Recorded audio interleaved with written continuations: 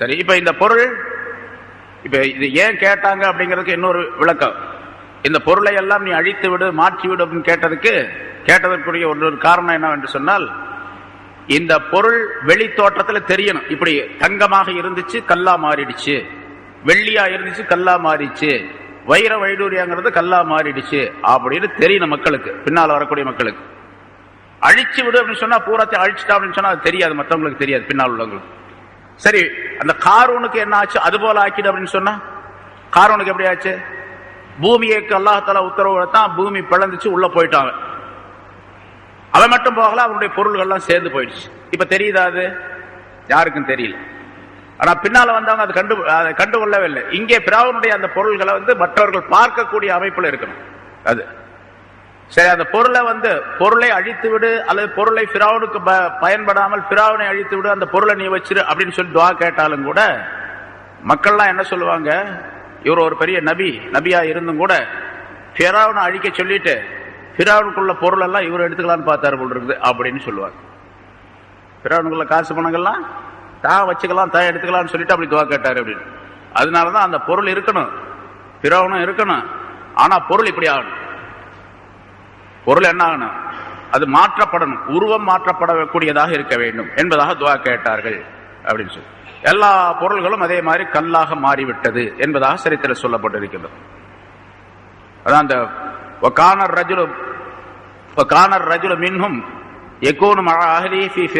ஒரு மனிதன் தன்னுடைய மனைவியுடனே ஒரு படுக்கையில இருந்தான். அவங்க ரெண்டு பேருமே கல்லாக மாறிவிட்டார்கள் அப்படின்னு சொல்லிட்டு சரித்திரத்தில் காபுல் அஹ்பார் ரலியல்லாஹு தஆலா அன்ஹு அவர்கள் சொல்லி காட்டுகின்றார்கள்.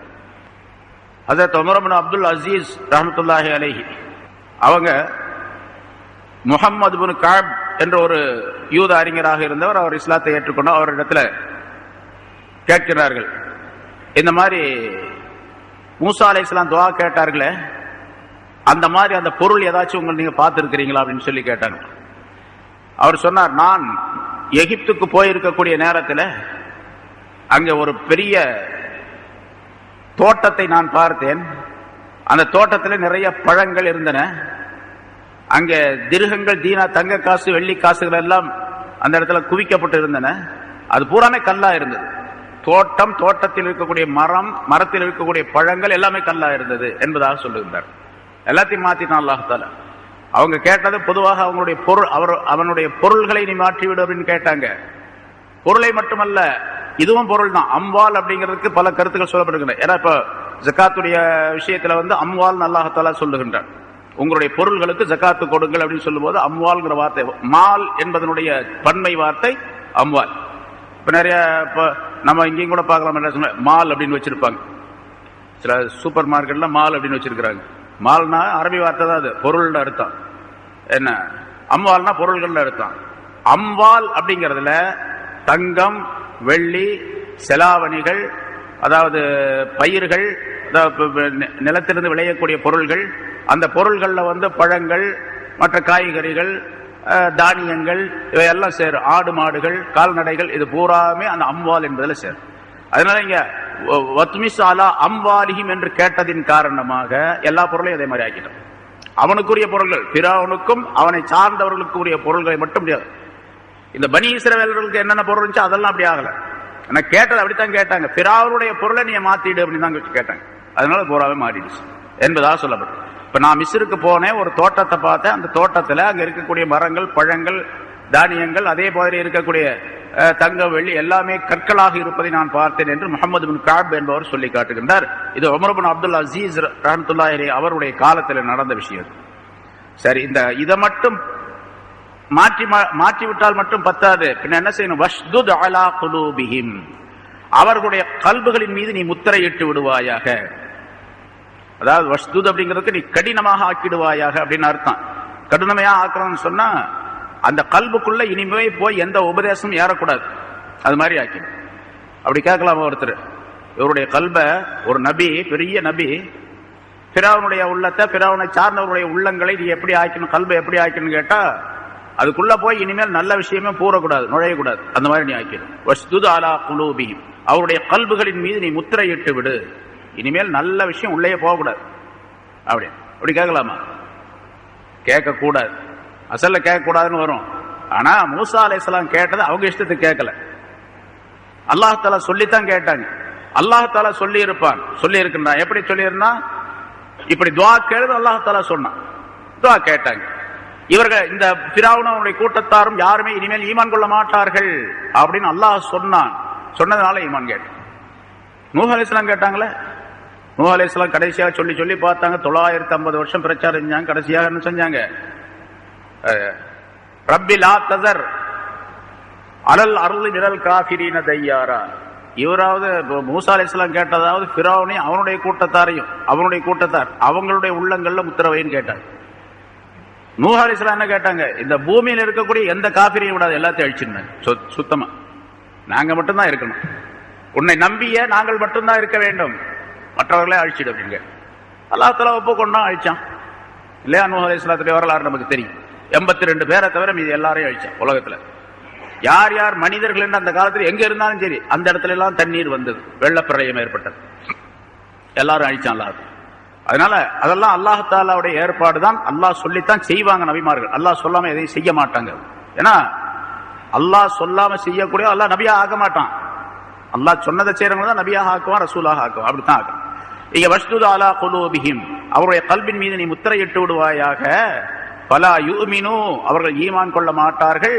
ஹத்தா யரவுல் அதாபல் அலீம், நோவினை தரும் தண்டனையை வேதனையை அவர்கள் பார்க்கும் வரைக்கும் ஈமான் கொள்ள மாட்டார்கள்.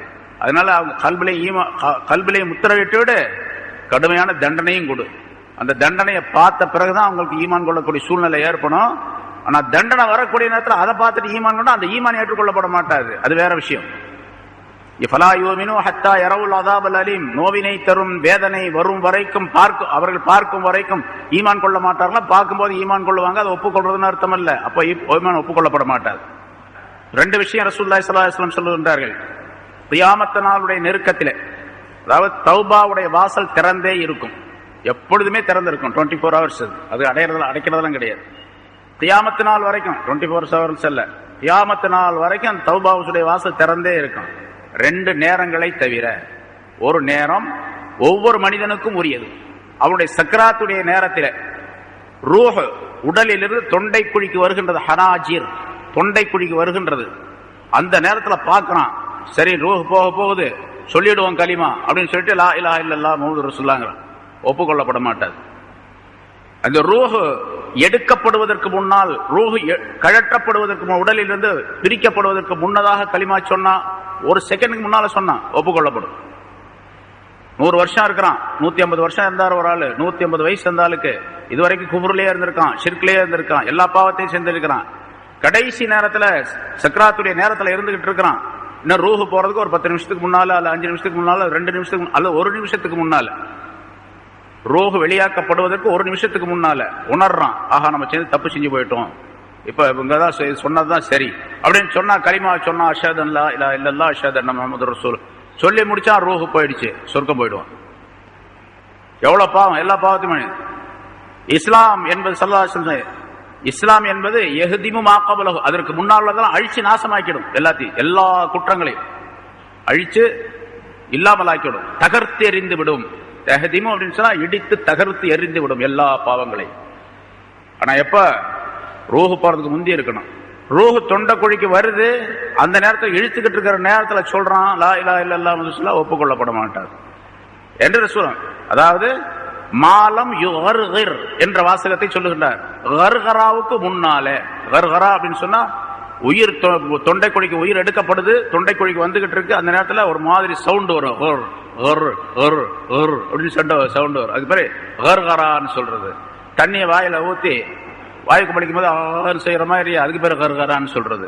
அந்த மாதிரி நேரம் வரைக்கும் ஒப்புக்கொள்ளப்படும், தௌபா ஒப்புக்கொள்ளப்படும். யாரெல்லாம் நான் தப்பு செஞ்சுட்டேன், இனிமேல் செய்ய மாட்டேன், இதோ சொல்றேன் கலிமா அப்படின்னு சொல்லிட்டு சொன்னா ஒப்புக்கொள்ளப்படும். இது ஒரு நிலை. இன்னொரு நிலை, கியாமத்தாளுடைய நெருக்கத்திலே சூரியன் மேற்கிலிருந்து உதயமாகும், மேற்க மறையும், மறைஞ்ச உடனே திரும்ப ரிப்பீட் ஆகும், அங்கிருந்து திரும்ப வரும், மறுபடியும் வந்துட்டு திரும்ப போயிடும், கொஞ்ச தூரம் மேல திரும்பி வரும், அப்புறம் போயிடும். என்ன இந்த நேரம் சூரியன் மேற்கிலிருந்து உதயமாகி வரக்கூடிய நேரம் வரைக்கும் தௌபாவுடைய வாசல் திறக்கப்பட்டிருக்கும் என்று ஆசனார். அப்ப அந்த காலத்தில் இருக்கக்கூடியவர்கள் கியாமத் நாள்ல அந்த சூரியன் மேற்கிலிருந்து உதயமாகக்கூடிய அந்த காலம், உலகம் அழிக்கப்படக்கூடிய அந்த காலத்தில் இருக்கக்கூடிய மனிதர்கள், அவங்களுக்கு தௌபா எப்ப? அந்த வாசல் திறக்கப்பட்டிருப்பது எப்ப? அது சூரியன் மறையும், சூரியன் மேற்கிலிருந்து உதயமாகக்கூடிய அந்த நேரம் வரைக்கும். அந்த நேரம் வந்துருச்சு, அந்த காலம் வந்துருச்சு, அந்த நாள் வந்துருச்சுன்னா அதுக்கு பின்னால ஏற்றுக்கொள்ளப்பட மாட்டார். இப்ப சூரியன் மேற்க மறைஞ்சு திரும்ப மேற்க இருந்து உதயமாகி வந்து திரும்ப அது போயிடுச்சு, மறுபடியும் அது போயிடுச்சு அப்படின்னு சொன்னா அந்த நாள் வந்துருச்சு, அதுக்கு பின்னால அல்லாஹ் தஆலா மூடிடுவான் கதவை, தௌபாவுடைய கதவை மூடிடுவான். அதுக்கு பின்னால இருக்கக்கூடியவங்க தௌபா செய்யறாங்கன்னு வச்சுங்க, ஏற்றுக்கொள்ளப்பட மாட்டாது. அதுக்கு பின்னால எவ்வளவு நாள் இருக்கும் தெரியாது. ஒரு நாள் இருக்கலாம், அரை நாள் இருக்கலாம், 4 நாள் இருக்கலாம், அல்லது 10 நாள் இருக்கலாம், 20 நாள் இருக்கலாம், ஒரு மாசம் எவ்வளவு இருக்கலாம். ஆனா தௌபாவுடைய வாசல் கிடையாது, அடைக்கப்பட்டு. இந்த 2 நிலைகளை 2 நேரங்களிலே தௌபாவுடைய வாசல் அடைக்கப்படுகின்றது. அதாவது ஒரு மனிதனுடைய விஷயம் முடிக்கப்படுகின்றது என்பதாக குறிப்பிடுகின்றார். அதாவது ஒரு மனிதன் தௌபா செய்தால் ஏற்றுக்கொள்ளப்படக்கூடிய நேரம் அவனுடைய உயிர் தொண்டைக்குள்ளே வருவதற்கு முன்னதாக, அல்லது சூரியன் மேற்கிலிருந்து உதயமாகி வருவதற்கு முன்னதாக என்பதாக குறிப்பிடுகின்றார்.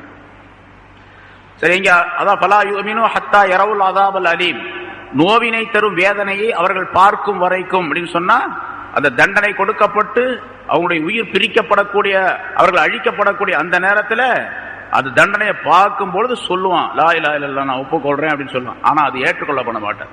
ஃபலா யுமினு, அவர்கள் ஈமான் கொள்ள மாட்டார்கள் அது வரைக்கும். இப்ப அல்லாஹ் தஆலா சொன்னா, அதான் கடைசியில பின்னால் அந்த ஆயத்து வருகின்றது, இன்ஷா அல்லாஹ் அடுத்த வாரம் சொல்லுவோம்.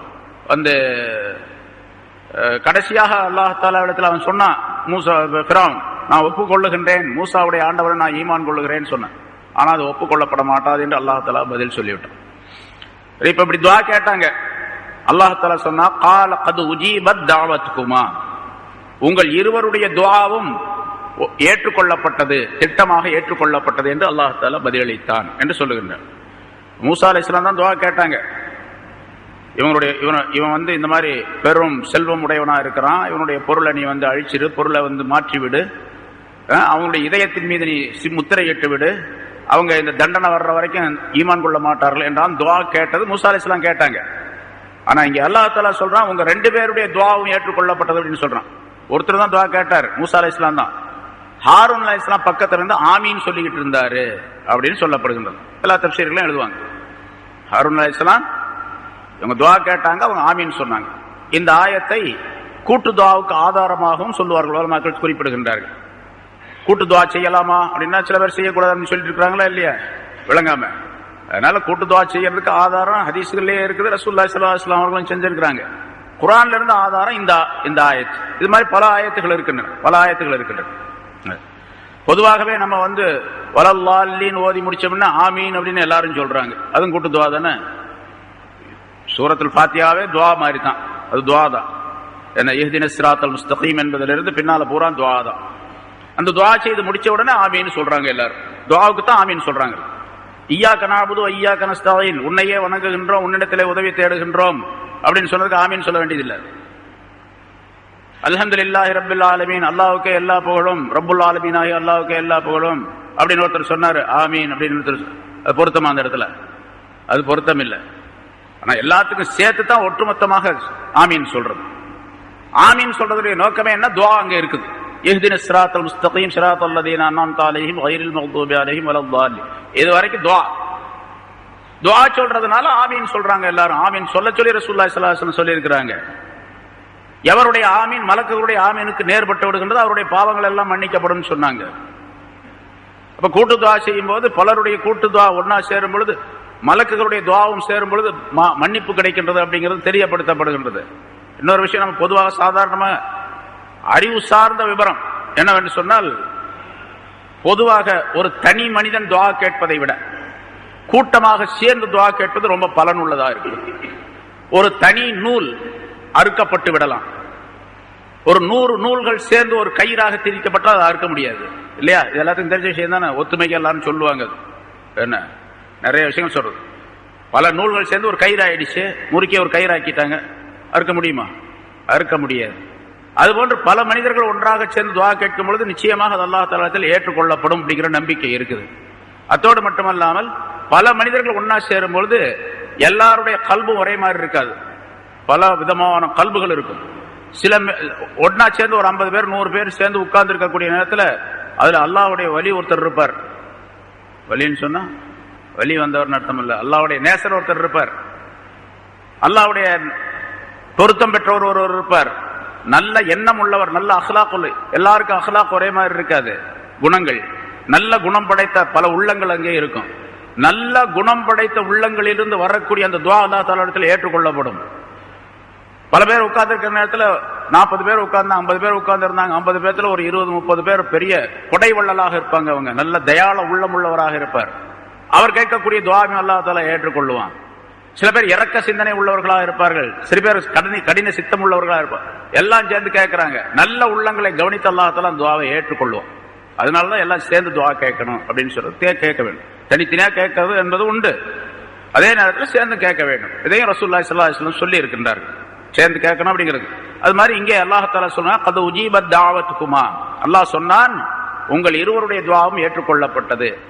அப்ப ஆமீன் சொல்லுவதும் துஆவுடைய அர்த்தத்தில் இருக்குதுன்னு அர்த்தம். நான் கேட்கிறேன், ரப்பனா ஆத்தினா ஃபித் துன்யா ஹஸனா, உலகத்திலே நீ நன்மைக்குரிய வாழ்க்கையை எங்களுக்கு தருவாயாக எங்களுடைய ரப்பே அப்படின்னு கேட்கிறேன். எல்லாரும் சொல்றாங்க ஆமீன் அப்படின்னு சொல்றாங்க. அப்படின்னா என்ன அர்த்தம்? நான் என்ன கேட்டேன்னா அதையே நீங்க சொன்னீங்கன்னு அர்த்தம். நானும் அப்படியே சொல்றேன் அப்படின்னு அர்த்தம்.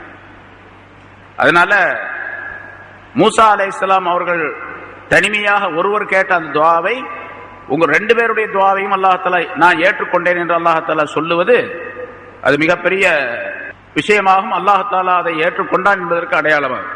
2 பேரும் சேர்ந்து துஆ கேட்டதாகவும் கருத்தாகும். கத் உஜீபத் தஅவத்துகுமா ஃபஸ்தகீமா, உங்க 2 பேருடைய துஆவும் ஏற்றுக்கொள்ளப்பட்டது என்று அல்லாஹ் தஆலா சொன்னா அப்புறம் அது எப்படி? அதுக்கு பின்னால் அப்பீலே கிடையாது. அல்லாஹ் தஆலா சொல்லிட்டா துஆ நான் ஒத்துக்கிட்டேன் அப்படின்னு சொல்லிட்டான். உஜீபத் தஅவத், உங்களுடைய 2 பேருடைய துஆவும் ஏற்றுக்கொள்ளப்பட்டது. நீங்க என்ன செய்யணும் தெரியுமா? இதுக்கு பின்னால ஃபஸ்தகீமா, 2 பேரும் நிலையாக நேராக நில்லுங்கள்.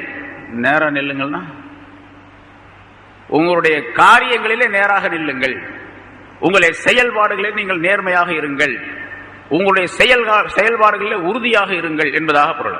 செயல்பாடு என்ன?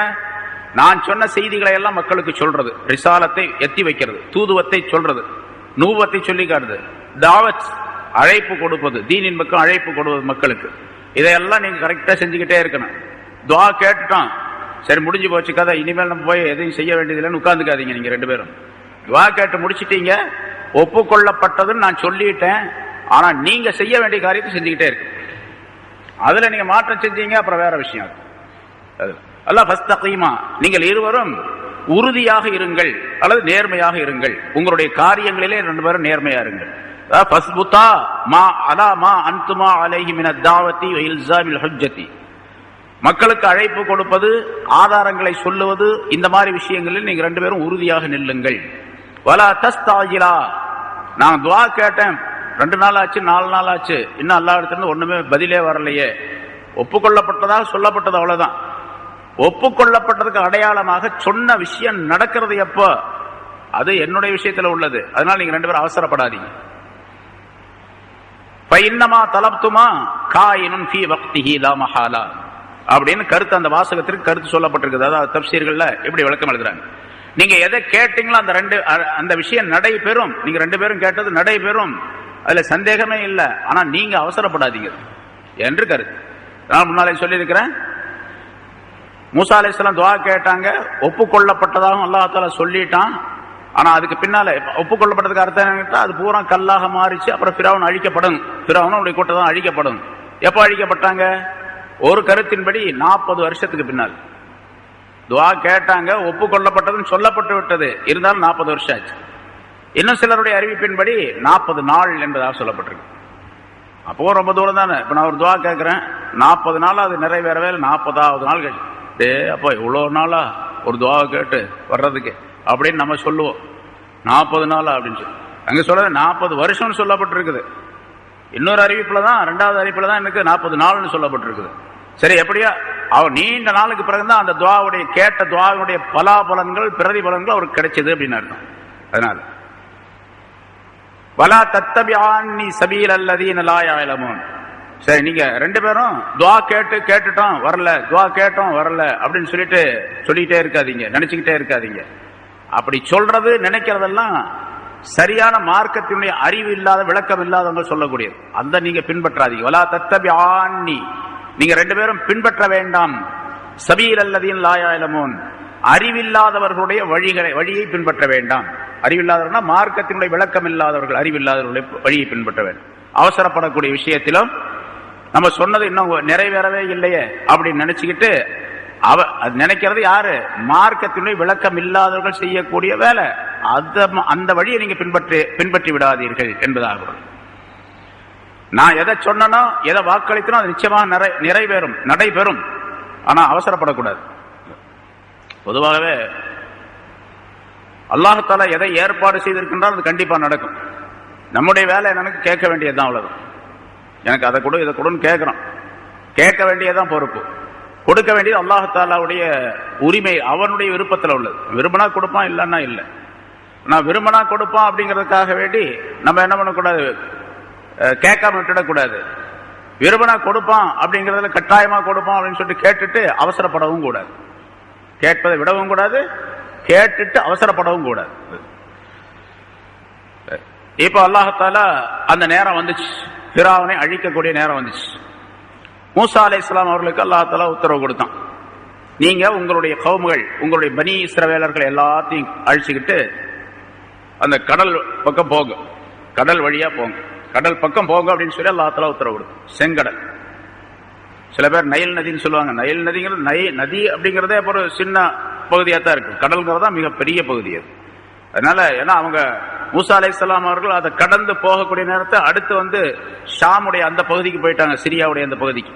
அதனால அவங்க கடந்து சென்றது செங்கடல் அப்படிங்கிறது உறுதிப்படுத்தப்படுகின்றது. இப்ப சொல்லாங்க, அல்லாஹ் தஆலா சொல்றான், ஜாவஸ்னா பி பனி இஸ்ராயீல் அல் பஹ்ர, பனி இஸ்ராயீல்களை, மூசா அலைஹிஸ்ஸலாத்துடைய அந்த கௌமுகளை கடலை நாம் கடக்க செய்தோம், அவர்களை கடலை கடக்க செய்தோம். இங்க மூசா அலைஹிஸ்ஸலாத்தை குறிப்பிடல, மற்ற வரலாறுல சொல்ல, வேற வேற இடத்துல அதெல்லாம் அல்லாஹ் தஆலா சொல்லி காட்டுறான். கொஞ்சம் கொஞ்சமா இருக்கும். மூசா அலைஹிஸ்ஸலாத்துடைய வரலாறு குர்ஆன்ல அங்க கொஞ்சம் இங்க கொஞ்சம் இங்க கொஞ்சம் பல இடங்கள்ல இருக்குது. ஒவ்வொரு இடத்திலும் ஒரு புது நிகழ்ச்சி ஒன்று சேர்ந்து இருக்கும். அதுல சில இதுக்கு முன்னால வந்ததும் இருக்கும், அதெல்லாம் சேர்ந்து. இந்த இடத்துல அல்லாஹ் தஆலா சொல்லுவது ஜாவஸ்னா, நாம் கடக்க செய்தோம், பனி இஸ்ராயீல் அல் பஹர, பனி இஸ்ராயீல்களை கடலை கடக்க செய்தோம் என்பதாக குறிப்பிடுகின்றார். இது சரித்திரம் முன்னால சொல்லப்பட்டிருக்குது உங்களுக்கு. மூசா அலைஹிஸ்ஸலாம் தங்களுடைய கௌமுகளை கூட்டிட்டு அந்த இடத்துக்கு போனாங்க, கடல் கிட்ட போனாங்க. இப்ப அது இரவு நேரத்துல போகும்படி உத்தரவு கொடுத்தா போனாங்க. மூசா அலைஹிஸ்ஸலாத்துடைய இந்த கௌமுகள் 6 லட்சம் பேர் என்பதாக சொல்லப்பட்டிருக்குது. இப்போ 6 லட்சம் பேர் அங்க நிக்கிறாங்க, அவங்களோட நிக்கிறவங்க 6 லட்சம் பேர் நிக்கிறாங்க. அல்லாஹ் தஆலா நம்மளை காப்பாத்திட்டான், நம்மளை போக சொல்லி உத்தரவு கொடுத்துட்டான், புறப்படுங்க போகலாம் அப்படின்னு சொல்லி போனா கடல் முன்னால கொண்டு போய் எல்லாத்தையும் நிறுத்திட்டாங்க. 6 லட்சம் பேர் கடலுக்கு முன்னால் நிக்கிறாங்க. அந்த மக்கள் கேட்டாங்க, என்ன மூசாவை என்ன காப்பாத்துன்னு சொல்லி கடல்ல கொண்டு எல்லாத்தையும் உள்ள சொல்றியா, தண்ணியில கடல்ல அப்படின்னு சொல்லி கேட்டாங்க. ஏன்னா பனி இஸ்ராயலுடைய வார்த்தைகள் நிறைய இடங்கள்ல துடுக்கானதாக இருந்திருக்கு. அது மாதிரி இங்க கேட்டாங்க, எல்லாத்தையும் வந்து கடல்ல கொண்டு போய் தள்ளி அழிச்சு விடுறதுக்காக நீங்களை கொண்டாந்து நிறுத்திருக்கிறியா அப்படின்னு கேட்டாங்க. இப்ப மூசா அலைஹிஸ்ஸலாம் சொன்னாங்க, இல்ல அப்படி அல்ல, கல்லா இன்ன ரப்பி மஅய சயஹ்தீன், என்னுடைய ரப்பு என்னுடன் இருக்கின்றான், சீக்கிரமே வழிகாட்டுவான் அப்படின்னு சொன்னாங்க. அது வரைக்கும் உத்தரவு வரல. ஏன்னா கடைசி நேரத்துல தான், கடைசி வினாடிகள் தான் அல்லாஹ் தஆலாவுடைய உத்தரவு வரும். அது வரைக்கும் எவ்வளவு நம்பிக்கை இருக்குது அப்படின்னு பாக்குறதுக்காக எல்லா மூமின்களுக்கும் அப்படித்தான். துன்பங்கள் ஏற்படும், சிரமங்கள் ஏற்படும், கஷ்டம் ஏற்படும், நஷ்டம் ஏற்படும், எல்லாம் ஏற்பட்டு இருக்கான். பொறுமையா இருக்கணும், அவ்வளவுதான். நானும் எவ்வளவு நாளா பொறுமையா இருக்கிறேங்க, இதுக்கு மேல நம்மளால பொறுமையா இருக்க முடியாது அப்படின்னு சொல்லிட்டாருன்னா போச்சு, அதோட உடஞ்சு போயிடும். பொறுமையா இருந்துகிட்டே இருக்க வேண்டியதுதான். எப்ப வருமோ அப்ப வரும், அவ்வளவு. எப்ப அல்லாஹுடைய நாட்டம் இருக்கு அது வரைக்கும் பொறுமையா இருக்கணும். பாப்போம் அல்லாஹ் தஆலா கடைசி நிமிஷத்துல இவர் பொறுமையா இருந்ததின் காரணமாக சரி இதோடு இவருடைய துன்பத்தை நாம் விலக்கி விடலாம், இதோடு நீக்கி விடலாம், இவருக்கு இனிமையான வாழ்க்கையை கொடுத்து விடலாம், நஷ்டத்தை எல்லாத்தையும் இல்லாமலாக்கி லாபத்தை கொடுக்கக்கூடிய சூழ்நிலையை உருவாக்கி விடலாம் அப்படின்னு அல்லாஹ்வுடைய நாட்டம் வர்றதுக்கு இன்னொரு 2-3 நிமிஷம் இருக்கு. அதுக்குள்ள இவர் அவசரப்பட்டு நாங்க எவ்வளவு காலமா கேட்டுக்கிறது போங்க, இனிமேல நான் துவாவது மண்ணாங்கட்டியாது அல்லாஹ்வுக்குள்ளாவது அப்படின்னு சொன்னாரு. அல்லாஹ்வுடைய உதவி அதோட கட்டாயிடும், முடிஞ்சு போச்சு. 2 நிமிஷம் பொறுமையா இருந்திருந்தா இன்னொரு 2 நிமிஷம் 3 நிமிஷம் தான் இருக்கும், அதுல 2 நாள் 3 நாள் தான் இருக்கும். அதுக்குள்ள அவசரப்பட்டாரு. இங்க மூசா அலைஹிஸ்ஸலாத்துடைய கௌமுகள் அது மாதிரி அவசரப்பட்டாங்க. மூசா அலைஹிஸ்ஸலாம் சொன்னாங்க, அப்படி எல்லாம் இல்லப்பா, அப்படிலாம் சொல்லாதீங்க, என்னுடைய ரப்ப என்னுடன் இருக்கின்றான், சயஹ்தீன் வழிகாட்டுவான், விரைவிலேயே வழிகாட்டுவான்னு சொல்லுவான். உடனே அல்லாஹாலாவுடைய உதவி வந்துச்சு. அல்லாஹாலா சொன்ன உத்தரவு வந்துச்சு. மூசா அவனுடைய கையில் இருக்கக்கூடிய அந்த தடியை கொண்டு கடல்ல அடிப்பீராங்க. முதல்ல அந்த கீழே போட்டா பாம்பு மாதிரி ஆயிடுச்சு, பெரிய பெரிய பெரும் பாம்பாக மாறிச்சு அது. இப்ப கடல்ல தண்ணி அடிக்க சொன்னாங்க. அடிச்சாங்க. அடிச்ச உடனே அது பிளந்துருச்சு. பிளந்தது அப்படின்னு சொன்னா ஒரு பிளவு அல்ல, ஒரு பிளவு என்று இருக்கிறது 12 பிளவுகள் என்பதாகவும் இருக்குது. ஏன்னா மூசா அலைஹிஸ்ஸலாத்துடைய இந்த கௌமுகள் 12 பிரிவினர்களாக இருந்தார்கள், கூட்டத்தார்கள். 12 கூட்டத்தார்கள் இருந்தார்கள். ஒரு கூட்டத்துக்கு ஒரு தலைவர் இருப்பார், அவர் கீழே பல பேர் இருப்பாங்க, பல ஆயிரக்கணக்கான பேர், அது மாதிரி இருந்தாங்க. சரி, ஒரு பெரிய பிளவு என்று சொன்னா கூட அந்த கடல் 2 பக்கம் தண்ணீர், மலை போல தண்ணீர் அப்படியே தேங்கி நிக்குது, பெரிய மதில் சுவர் மாதிரி மைல் கணக்கில் நிக்குது. கீழே பார்த்தா பள்ளமா இருக்கு. அதெல்லாம் இறங்கி போங்க அப்படின்னு சொன்னாங்க. போங்கன்னு சொன்னாங்க. மூசா அலைஹிஸ்ஸலாம் போனாங்க. முதலாவது மூசா அலைஹிஸ்ஸலாம் போனாங்க. அதுக்கு பின்னால அந்த மக்கள் எல்லாம் போனாங்க. சரி, அந்த கடல்ல நடந்து கடலை கடந்து அந்த பக்கம் போனாங்க. கடல் எவ்வளவு பெருசு இருக்கும்ப்பா, எவ்வளவு அகலம் இருக்கும், அது கடந்து போனாங்க. 6 லட்சம் பேர் உள்ள இறங்கினாங்க, போயிட்டே இருக்கிறாங்க. இப்போ ஃபிரௌன் அவனுக்கு செய்தி தெரிஞ்சு இரவோட இரவா பார்த்தான், காலை நேரம் விடிஞ்ச நேரம் பார்த்தா ஒருத்தரையும் கூட காணாங்க. மூசாவையும் காணும், அவங்களுடைய கவுமுகளையும் காணும். இந்த செய்தி ஃபிரௌனுக்கு போச்சு. உடனே தயார் பண்ணான் எல்லாத்தையும், எல்லா மக்களையும் கூப்பிட்டான். அவங்க சில பேர் பெண்கள் குழந்தைகள் எல்லாம் வீட்டுல இருந்திருப்பாங்க, மற்றவங்களை எல்லாத்தையும் கூப்பிட்டான். எல்லாரும் வாங்க அப்படின்னு சொல்லி எல்லாரும் 12 லட்சம் பேர் அவங்க மொத்தம், இவங்களோட 2 மடங்கு. 12 லட்சம் பேரையும் அழைச்சிக்கிட்டு போறான். போய் எப்படியாவது மூசாவை பிடிச்சி தடுத்து நிறுத்தினா அவங்களுடைய கூட்டத்தாரையும் பிடிச்சி எல்லாத்தையும் கத்தல் போடணும் அப்படின்னு சொல்லிட்டு எல்லாத்தையும் போறோம். அங்க போன உடனே அங்க கடல்கிட்ட போய் பாக்குறான், அங்க கடல் பிளந்து வழி விட்டுருக்குது. அப்பதான் தன்னுடைய மந்திரிகள்கிட்ட சொன்னான், ஃபிரௌன் சொன்னான், பாத்தியா நான் தான் அல்லாஹ், நான் தான் கடவுள், அல்லாஹ் அப்படிங்கிறதுக்கு அடையாளமாக பாரு, நான் தான் தெய்வம். ஏன்னா கடலே பாருங்க நான் வருதுன்னு பார்த்து வழி விட்டுருக்குது. இப்ப எங்கேயாவது அதிசயம் இந்த மாதிரி நடக்குமா? கடல் வழி விட்டதே நான். மூசா அலைஹிஸ்ஸலாத்தும் கவுமுகளும் போயிட்டு இருக்கிறாங்க, அந்த பக்கம் போயிட்டு இருக்கிறாங்க, தூரத்துல தெரியுது.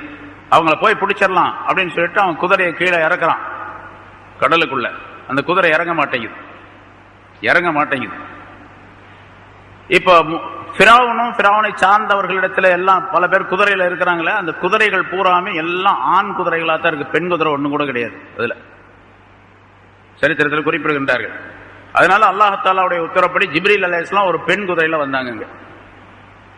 இந்த குதிரை இறங்க மறுக்குது. பொதுவாக குதிரைக்கு ஒரு பழக்கம் கேட்டா, குதிரையுடைய கண்கள் ஊடுருவி பார்க்கக்கூடிய, நிலத்துக்குள்ள இருக்கக்கூடியது ஊடுருவி பார்க்கக்கூடிய ஒரு தன்மையை அல்லாஹ் பார்வை குதிரை கொடுத்திருக்கிறான்.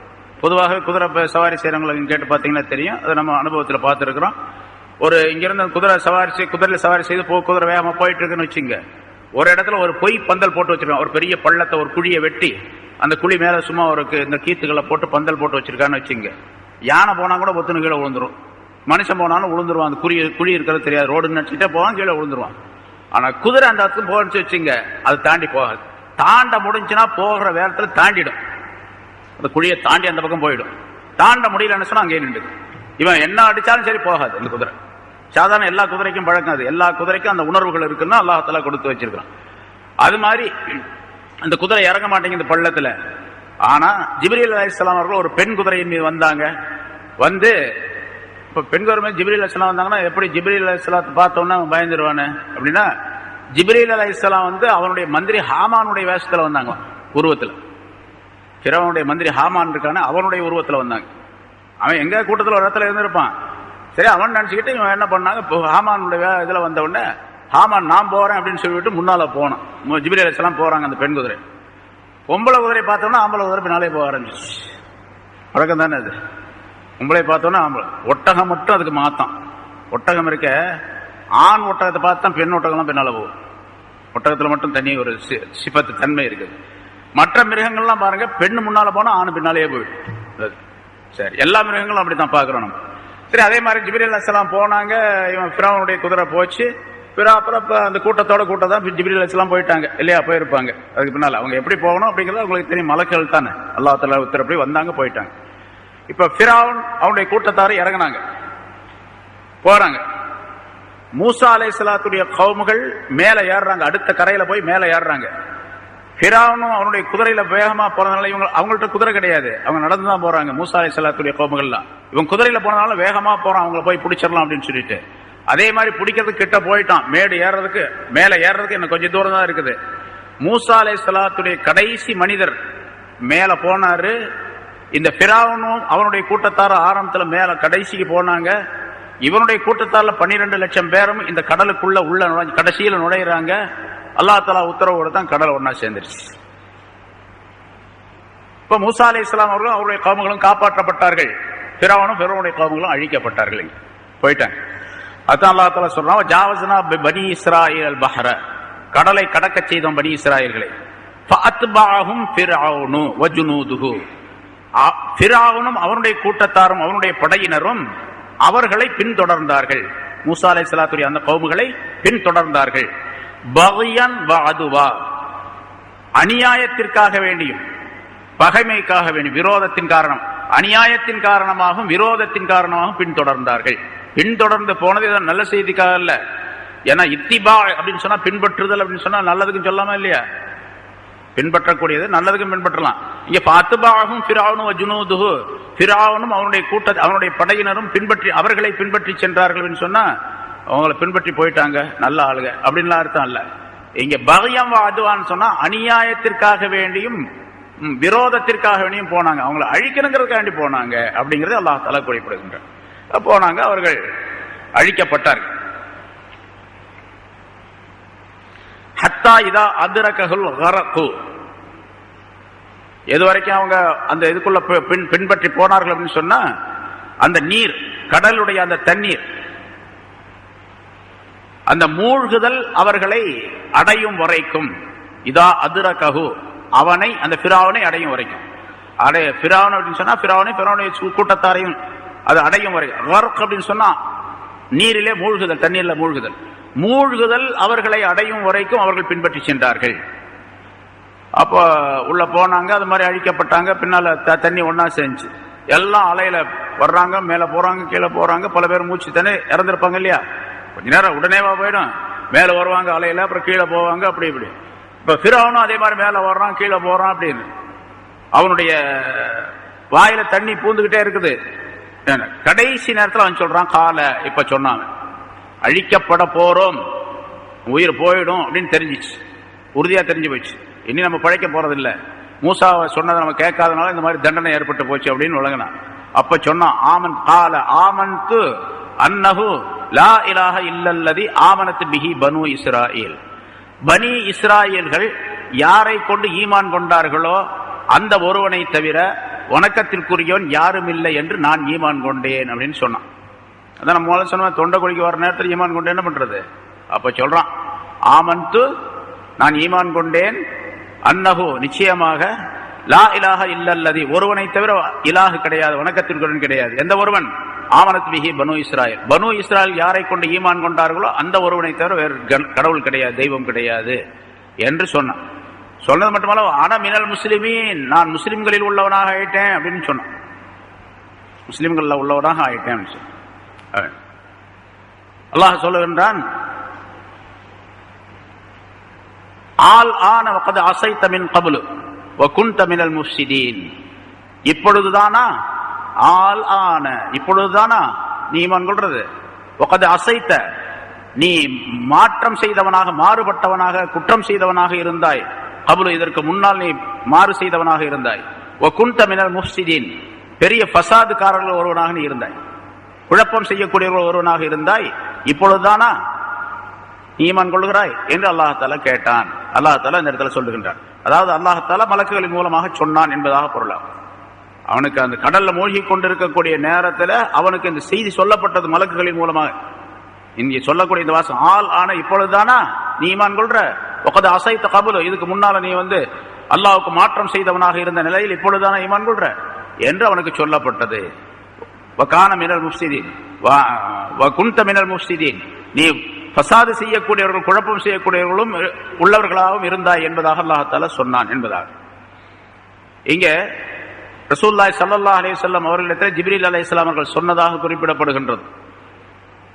ஃபிரௌன் கடலே மூழ்கக்கூடிய நேரத்தில் அவன் கலிமாவை சொல்லிவிடுவானோ என்று ஒரு விதமான நிலை இருந்தது, கலிமா சொல்லக்கூடிய சூழ்நிலை ஏற்படும் என்று இருந்தது. அதனால அல்லாஹ் தஆலாவுடைய ஏற்பாடு என்ன, அவனுடைய முடிவு என்னவென்று சொன்னா, அவனுடைய தக்தீர், இவன் கலிமா சொல்ல மாட்டான் அப்படிங்கிறது தான். அந்த களிமா சொல்ல மாட்டான் என்ற அந்த தக்தீரை உறுதிப்படுத்துவதற்காக வேண்டி. ஏன்னா களிமா சொல்றான் அப்படின்னு அல்லாஹ் நாடுனா யாரும் தடுக்க முடியாது. அதனால அந்த விளக்கம் சொல்லப்படுகின்றது. அதை உறுதிப்படுத்த அல்லாஹ்வுடைய தக்தீரை உறுதிப்படுத்துவதற்காக நான் என்ன செய்தேன் என்று சொன்னால், அவன் ஆன்னு சொல்லிக்கிட்டே இருந்தான், வாயை பிளந்துகிட்டே இருந்தான். அந்த கடல்ல இருந்து கொஞ்சம் களிமண்ணை எடுத்து அவனுடைய வாயிலே நான் அப்பினேன் என்பதாக சொன்னார்கள் ஸல்லல்லாஹு அலைஹி வஸல்லம் இடத்துல. அவன் சொல்லக்கூடாது அப்படிங்கிறதுக்காக, களிமண்ணை சொல்லி போட போறான் அப்படிங்கிறதுக்காக.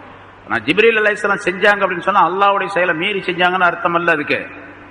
அதை அப்படியே விட்டுட்டா சொல்லியிருப்பான்னு நல்லது தானே அப்படின்லாம் சொல்லக்கூடாது. அல்லாஹுடைய தக்தீர் முடிவு ஆகி போச்சு. இவன் களிமா சொல்ல மாட்டான், ஈமான் கொள்ள மாட்டான், இவன் காபிராகவே இறப்பான், முஷ்ரிக்காகவே இறப்பான் அப்படின்னு சொல்லிட்டு முடிவு ஆகி போச்சு. அந்த முடிவுக்கு பின்னால்தான் செஞ்சாங்கன்னு அர்த்தம். அந்த முடிவை உறுதிப்படுத்துவதற்காக செஞ்சாங்க அப்படிங்கிற அர்த்தம் தானே தவிர, இவன் களிமா சொல்றதுக்காண்டி இவங்க தடுத்தாங்க, களிமண்ணை வச்சு அப்பனாங்க, அதனால சொல்ல முடியல, இல்லாட்டி சொல்லி இருப்பான் அப்படிங்கிற அர்த்தம் அல்ல. அப்படி வைக்க கூடாது, அது தப்பா போயிடும். ஏன்னு கேட்டா ஃபிரௌன் நரகவாசி அப்படிங்கிறது தீர்ப்பு செய்யப்பட்டது குர்ஆன்ல சொல்லப்பட்ட விஷயம். அதனால இன்னொரு விஷயம் சொல்லப்பட்டிருக்கின்றது. ஒரு தடவை ஃபிரௌன் அவருடைய நாட்டில் இருக்கும்போது, அவன் ஆட்சியில் இருக்கக்கூடிய நேரத்தில், இப்போ மூசா அலைஹிஸ்ஸலாம் சொல்லிட்டு இருக்கிறாங்க, அவன் கேட்கவே இல்லை. பல தடவை உபதேசம் செஞ்சாங்க, எதுவுமே எடுபடல, கேட்கவே மாட்டேன்றான். ஒரு தடவை ஜிப்ரீல் அலைஹிஸ்ஸலாம் வந்தாங்க. வந்து ஃபிரௌனுடைய மஜ்லிஸுக்கு போனாங்க. அதாவது எப்படி போனாங்கன்னு கேட்டால், ஒரு மனிதனுடைய வடிவத்தில் ஒரு முக்கியமான ஒரு கேள்வி, ஒரு விஷயம் உங்கள்கிட்ட கேட்கணும், அது அரசர்கிட்ட தான் நான் கேட்கணும்னு சொல்லிட்டு பர்மிஷன் வாங்கிட்டு போனாங்க. ஜிப்ரீல் ஒரு மனிதருடைய ஏதாச்சும் ஒரு வேற நாட்டு தூதர், பெரிய மனிதர் அப்படிங்கிற ஒரு நிலையில வந்தாங்க. வந்து ஃபிரௌனிடத்துல போய் கேட்டாங்களாம், ஒரு கேள்வி ஒன்று உங்கள்கிட்ட, அந்த கேள்விக்கு நீங்க ஒரு சீட்ல எழுதி தரணும், எனக்கு பதில் எழுதி தரணும். என்ன கேள்வி அப்படிங்க? ஒரு பெரிய அரசன் இருக்கிறான், பெரிய அரசன், மிகப்பெரிய சக்தி வாய்ந்தவன், எல்லா விதமான வசதிகளோடு இருக்கிறான். அவனுக்கு ஒரு அடிமை இருக்கிறார். அந்த அடிமைக்கு எல்லா விதமான வசதிகளையும் அந்த அரசன் செஞ்சு கொடுத்திருக்கிறான். அந்த அரசனுடைய நிஅமத், அவனுடைய பாக்கியங்கள் தான் இவன் வாழ்ந்துகிட்டு இருக்கிறான், அவனுடைய உதவியில தான் இவன் வாழ்ந்துகிட்டு இருக்கிறான். எல்லா விதமான பாக்கியங்களையும் பெற்றுக்கொண்டு இருக்கக்கூடிய அந்த அடிமை எல்லா பாக்கியங்களும் கொடுத்தான், எல்லா விதமான வசதிகளையும் செஞ்சு கொடுத்தான் அந்த அடிமைக்கு. எல்லா வகையான பாக்கியங்களையும் பெற்றுக்கொண்டு இருக்கக்கூடிய அந்த அடிமை, அவன் கடைசியா என்ன பண்ணா, அந்த எஜமானுடைய, அந்த அரசனுடைய நியாமத்துகளுக்கு, அந்த பாக்கியங்களுக்கு மாறு செய்ய ஆரம்பித்தான். அவன் சொல்றதை கேட்கறதே இல்லை. இவன் இஷ்டத்துக்கு நடந்தான், அவனுக்கு மாற்றமாகவே செயல்பட்டான். அவன் ஒன்ன சொன்னா அந்த சொல்ல இவன் கேட்கறதே கிடையாது. அவன் எதை செய்ய சொல்றானோ அதுக்கு மாற்றமாக செய்யறது. இப்படியே அந்த அடிமை இருந்தான். அந்த அடிமையை பத்தி நீங்க என்ன நினைக்கிறீங்க அப்படின்னு சொல்லி கேட்டான். அவனை கடல்ல கொண்டு போய் மூழ்கடிச்சு கடிச்சு சாகடிக்கணும் அப்படின்னு சொல்லி சொன்னான். அது ஒரு தாளில் எழுதி கொடுங்க அப்படின்னு சொன்னாங்களாம் ஜிப்ரீல் அலைஹிஸ்ஸலாம். அது மாதிரி தாளில் எழுதி கொடுத்தான். இந்த மாதிரி எஜமானுக்கு கட்டுப்படாமல் நடக்கக்கூடிய, எல்லா நியாமத்துகளையும் பெற்றுக்கொண்டு கட்டுப்படாமல் நடக்கக்கூடிய ஒரு அடிமையை கடலிலே மூழ்கடித்து சாகடிக்க வேண்டும் அப்படிங்கிறது என்னுடைய தீர்ப்பு அப்படின்னு எழுதி கொடுத்தான். அந்த மூழ்கடிக்கப்படக்கூடிய நேரத்தில் ஜிப்ரீல் அலைஹிஸ்ஸலாம் அந்த சீட்டை காட்டினாங்க, நீ தான் எழுதி கொடுத்த, உனக்கு தான் இது அப்படின்னு சொல்லிட்டு காட்டினாங்க என்பதாக சொல்லப்பட்டு இருக்கின்றது ஒரு அறிவிப்பு. அது பொருத்தமானதும் கூட. சரி, அது மாதிரி இதுல இருந்து நமக்கு படிப்பினை, அல்லாஹ் தஆலாவுடைய ஏராளமான நியாமத்துகளை ஒவ்வொரு வினாடியிலும் பெற்றுக்கொண்டு இருக்கக்கூடிய நாம் அல்லாஹ்வுக்கு எவ்வளவு பெரிய மாற்றங்கள் செஞ்சுக்கிட்டு இருக்கிறோம், அவருடைய சட்டங்களுக்கு எவ்வளவு மாற்றங்கள் செய்யறோம், அவருடைய கட்டளைகளுக்கு எப்படி மாறுபட்டு நடக்கின்றோம் என்பதை நாம் சிந்திக்க வேண்டும் என்பதற்காக இந்த விஷயம் சொல்லப்படுகின்றது. ஆக இங்கே அவனுடைய ஈமான், அவன் கொண்ட ஈமான் பலன் தரவில்லை. அவன் ஈமான் கொண்டதாக சொன்னான், அது பலனே அளிக்கவில்லை என்பதாகவும் அல்லாஹ் தஆலா குறிப்பிடுகின்றான். இப்போதுதானா உனக்கு இந்த புத்தி வந்துச்சு என்பதாக கேட்கணும். அது மாதிரி சில பேர் கடைசி காலகட்டத்தில் வந்து நான் கெட்டு போயிட்டேன், நான் அப்படி செஞ்சிட்டேன், இப்படி செஞ்சிட்டேன், எனக்கு ரொம்ப பெரிய இதா இருக்குது, நான் இனிமேல் அப்படி நடக்கும் அப்படின்னு சொல்லக்கூடியவர்கள் இருக்கிறாங்க. ஆனா அல்லாஹ் தஆலாவுடைய பெரிய உதவி என்னன்னு சொன்னா, ரூஹு போறதுக்கு முன்னால் அதை உணர்ந்துட்டார், அல்லாஹ் தஆலா அதனை ஏற்றுக்கொள்வான். தௌபா செஞ்சார், அல்லாஹ் தஆலா மன்னிப்பான். பிறகு தன்னுடைய வாழ்க்கையை திருத்திக் கொண்டால் அதுல எந்த விதமான பிரச்சனையும் இல்லை, சுகமாக வாழக்கூடிய சூழ்நிலை அல்லாஹ் தஆலா ஏற்படுத்தி தருவான். ஆகிரத்தில் சொர்க்கத்திற்குரிய வாழ்க்கையும் கிடைக்கும் என்பதையும் நமக்கு ரசூலுல்லாஹி ஸல்லல்லாஹு அலைஹி வஸல்லம் தெளிவாக சொல்லியிருக்காங்க, குர்ஆன் மூலமாக நமக்கு தெளிவுபடுத்தப்பட்டிருக்கின்றது. ஆக ஃபிரௌனுடைய, மூசா அலைஹிஸ்ஸலாம் ஃபிரௌனுடைய இந்த வாழ்க்கை வரலாறு மனிதர்களுக்கு நிறைய படிப்பினைகள் அதில் இருக்கின்றன. அதனால அல்லாஹ் தஆலா சொல்லக்கூடிய இந்த விஷயங்களிலிருந்து தெளிவுபடக்கூடியவர்களாக ஆகிவிட வேண்டும். அத்தகைய நல்ல பண்புகளை நம் அனைவருக்கும் அல்லாஹ் தஆலா தந்தருள்வானாக. வாஹிர் தஅவானா அல்ஹம்துலில்லாஹி ரப்பில் ஆலமீன். ونعوذ بالله من شرور أنفسنا ومن سيئات أعمالنا من يهده الله فلا مضل له ومن يضلله فلا هادي له ونشهد أن لا إله إلا الله وحده لا شريك له ونشهد أن سيدنا ونبينا مولانا محمدا عبده ورسوله أرسله الله بالحق بشيرا ونذيرا وداعيا إلى الله بإذنه وسراجا منيرا أما بعد فقد قال الله تعالى في كلامه القديم أعوذ بالله من الشيطان الرجيم بسم الله الرحمن الرحيم فاليوم ننجيك ببدنك لتكون لمن خلفك آية وإن كثيرا من الناس عن آياتنا لغافلون ولقد بوأنا بني إسرائيل مبوأ صدق ورزقناهم من الطيبات فما اختلفوا حتى جاءهم العلم إن ربك يقضي بينهم يوم القيامة فيما كانوا فيه يختلفون فإن كنت في شك مما أنزلنا إليك فاسأل الذين يقرؤون الكتاب من قبلك لقد جاءك الحق من ربك فلا تكونن من الممترين ولا تكونن من الذين كذبوا بآيات الله فتكون من الخاسرين صدق الله العظيم. கண்ணியத்திற்குரிய பெரியோர்களே, சகோதரர்களே, அல்லாஹ் தஆலாவுடைய கிருபையால் 681வது வாரமாக தஃப்சீருடைய இந்த தொடர் பயான் ஆரம்பிக்கப்படுகிறது. சூரை யூனுஸ் என்ற அத்தியாயத்தினுடைய 91 ஆயத்துகள் இதற்கு முன்னால் விளக்கம் சொல்லப்பட்டுள்ளன. மூசா அலைஹிஸ்ஸலாம் அவர்கள் தங்களுடைய கௌமுகளை அழைத்துக் கொண்டு செங்கடலை கடந்து சென்றார்கள். அந்த நேரத்தில் அல்லாஹ் தஆலா அறிவித்தான் அவர்களுக்கு, மூசாவும் ஃபிரௌனும் அவனை சார்ந்தவர்களும் கடலிலே மூழ்கடிக்கப்பட்டு அழிக்கப்பட்டு விட்டார்கள் என்ற செய்தியை அல்லாஹ் தஆலா சொன்னார். மூசா அலைஹிஸ்ஸலாம் போயிட்டாங்க, கடல் கடந்து போயிட்டாங்க. இங்க என்ன நடந்தது அப்படிங்கிறது அவங்களுக்கு தெரியாது. அல்லாஹ் தஆலா சொன்னால்தான் அவர்களுக்கு அது தெரியும். ஆக அல்லாஹ் தஆலா சொன்னான், அறிவித்தான், ஃபிரௌன் அழிக்கப்பட்டு விட்டான், அவனை சார்ந்தவர்களும் அழிக்கப்பட்டு விட்டார்கள் கடலிலே என்பதாக. அதை மக்களுக்கு சொன்னார்கள் மூசா அலைஹிஸ்ஸலாம் அவர்கள். ஆனா அந்த மக்கள் யாருமே நம்பல. ஏன்னா ஃபிரௌனை பற்றி அவர்கள் நம்பிக்கை கொண்டிருந்த விஷயம் சொன்னா, அவன் தன்னை கடவுள் என்பதாக சொல்லிக் கொண்டிருந்தான். அதையே பெரும்பாலானவர்கள் நம்பிக்கொண்டும் இருந்தார்கள். மூசா அலைஹிஸ்ஸலாம் அவர்களை ஈமான் கொண்ட பின்னாலும் கூட அல்லாஹ்வை வணங்கினார்கள். ஆனால் ஃபிரௌனுக்கு ஒரு பெரிய சக்தி இருக்கின்றது என்பதாக நினைத்துக் கொண்டிருந்தார்கள். அவன் அழிய மாட்டான், மௌத்தாக மாட்டான் என்பதாகவும் சிலர் நினைத்துக் கொண்டிருந்தார்கள். ஏன்னா அவன் நீண்ட காலம் இந்த உலகத்தில் வாழ்ந்திருக்கின்றான். ஒரு வரலாறின்படி அவனுடைய வயசு 350 அல்லது 400 என்பதாக சொல்லப்பட்டு இருக்கின்றது. நீண்ட காலம் வாழ்ந்திருக்கிறான்.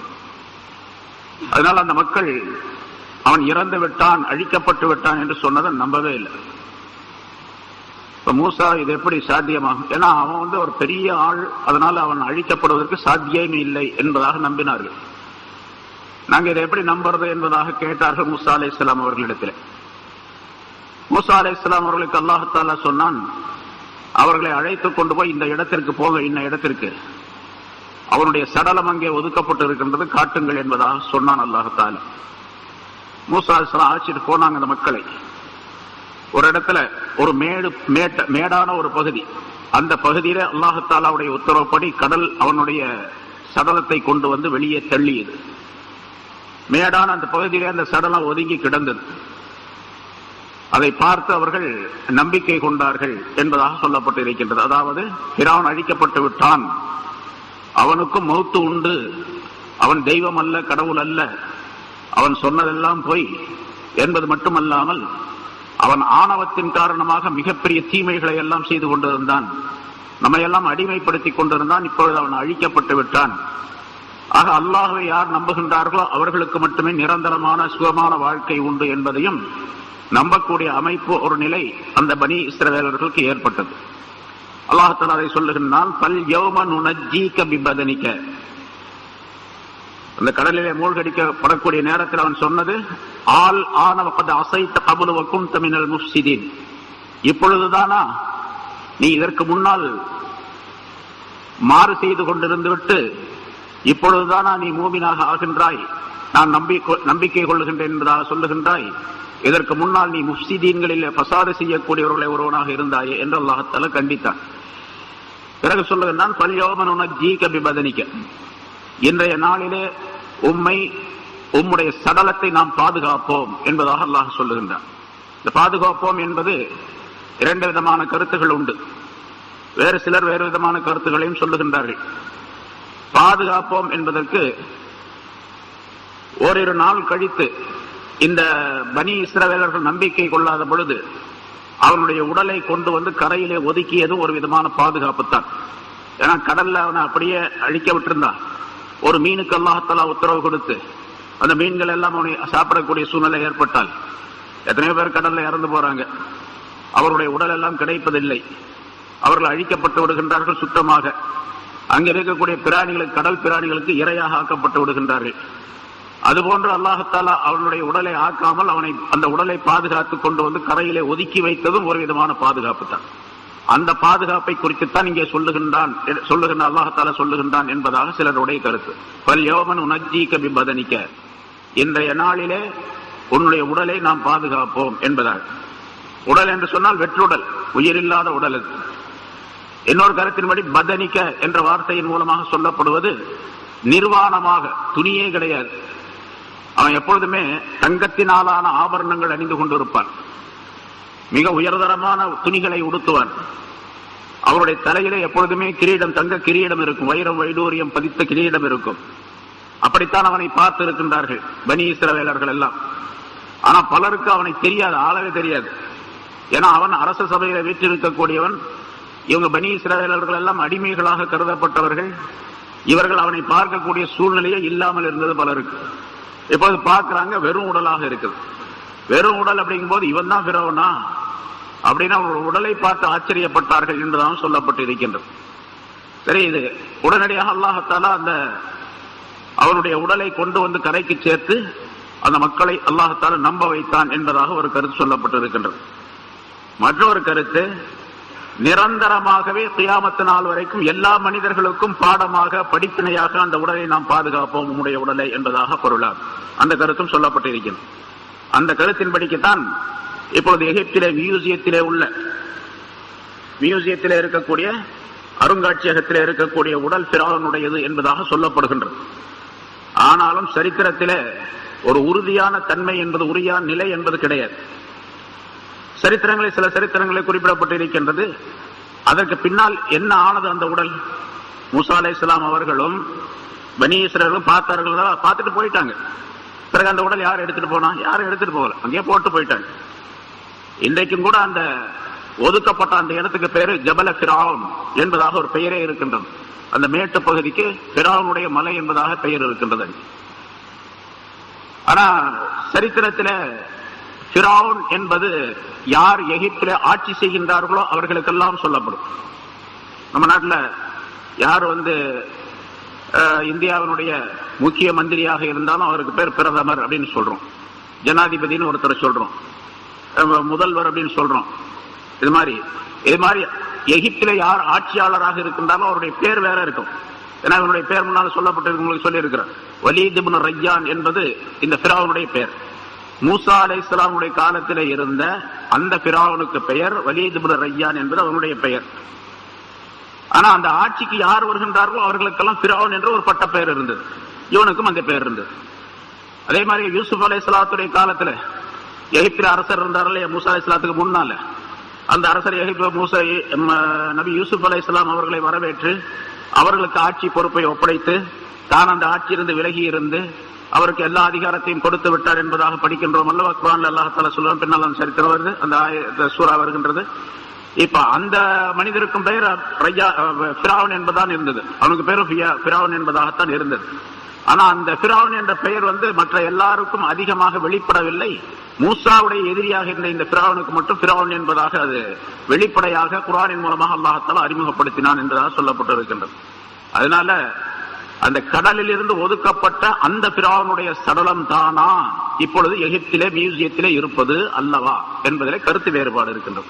இருந்தாலும் பெரும்பாலான சரித்திர ஆசிரியருடைய கருத்தின்படிக்கு மூசா அலைஹிஸ்ஸலாமும் அந்த பனி இஸ்ரவேலர்களும் பார்த்துட்டு போன பின்னால அவனுடைய உடலை திரும்பவும் அலை அடித்துக் கொண்டு உள்ளே சென்று விட்டது. அல்லாஹால இந்த இடத்துல இந்த ஆயத்துல சொல்லுவதன் பல்யவன் உனஜீக்க பதினிக்க என்ற ஆயத்தின் மேல் அல்லாஹால பாதுகாத்து வச்சிருந்தான். அல்லாஹ்வுடைய உத்தரவுக்கு எல்லாம் அடிபணியும். அதனால அவனுடைய உடல் பாதுகாக்கப்பட்டு இருந்தது. கடைசியாக சரித்திரத்தில் குறிப்பிடுவது 1886 ஆண்டு, கிட்டத்தட்ட 100 வருஷத்துக்கு முன்னால். அப்பொழுதுதான் அந்த செங்கடல் வழியாக போய்கொண்டிருந்த ஒரு கூட்டம் இந்த பிராவுடைய சடலம் கரையிலே ஒதுக்கப்பட்டு கிடந்ததை பார்த்து அதை எடுத்துக்கொண்டு வந்து அந்த நாட்டிலே வைத்து ஆய்வு செய்யும் பொழுது அவனுடைய அந்த உடல் பிராவுனுடைய உடல் மூசா அலைஹிஸ்ஸலாம் காலத்திலே இருந்த அந்த பிராவன் தான் என்பதாக சொல்லி அங்கே முடிவு செய்து எழுதி வைத்திருக்கின்றார்கள் என்பதாகவும் பெரும்பாலானவர்கள் குறிப்பிடுகின்றார்கள்.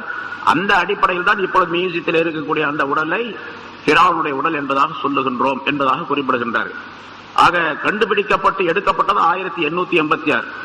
மூசா அலைஹிஸ்ஸலாமுடைய காலத்திலே அழிக்கப்பட்ட காலம் எவ்வளவு? ரசூலுல்லாஹி ஸல்லல்லாஹு அலைஹி வஸல்லம் காலத்துக்கு 2000 வருஷத்துக்கு முன்னால், 2000 வருஷத்துக்கு முன்னால். ரசூலுல்லாஹி ஸல்லல்லாஹு அலைஹி வஸல்லம் காலத்திலிருந்து இது வரைக்கும் 1400 வருஷம் ஆச்சு. அதுக்கு முன்னால் 2000 3500 வருஷம்.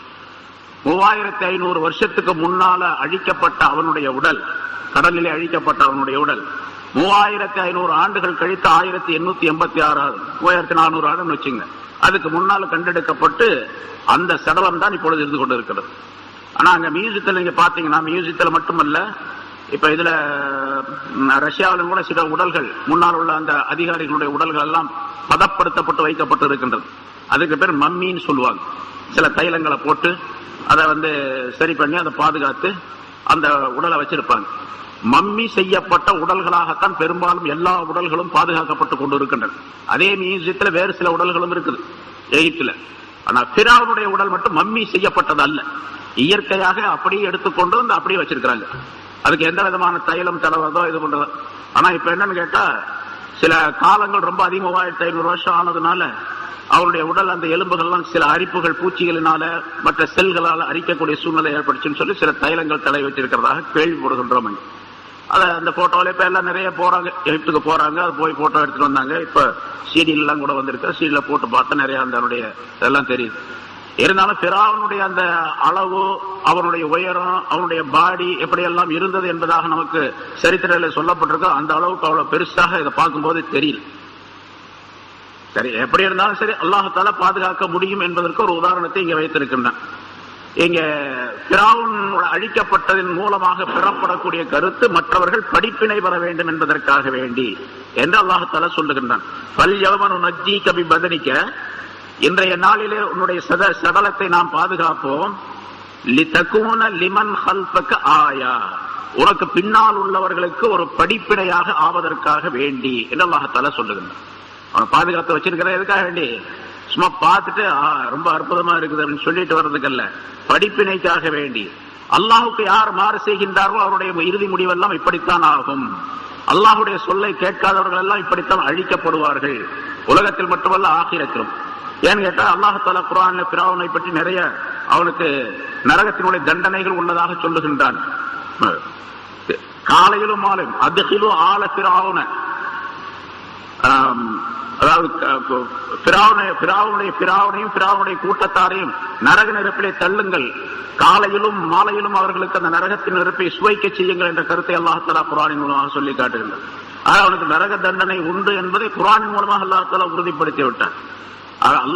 அல்லாஹுக்கும் அவருடைய தூதருக்கும் மாற்றம் செய்யக்கூடியவர்கள், அவர்களுடைய சொல்லை கேட்காதவர்கள் அழிக்கப்படுவார்கள் என்பதையும் அல்லாஹ்தாலா படிப்பினையாக எடுத்து காட்டுவதற்காக நீங்க சொல்லுகின்றார் என்பதாக குறிப்பிடுகின்றார்.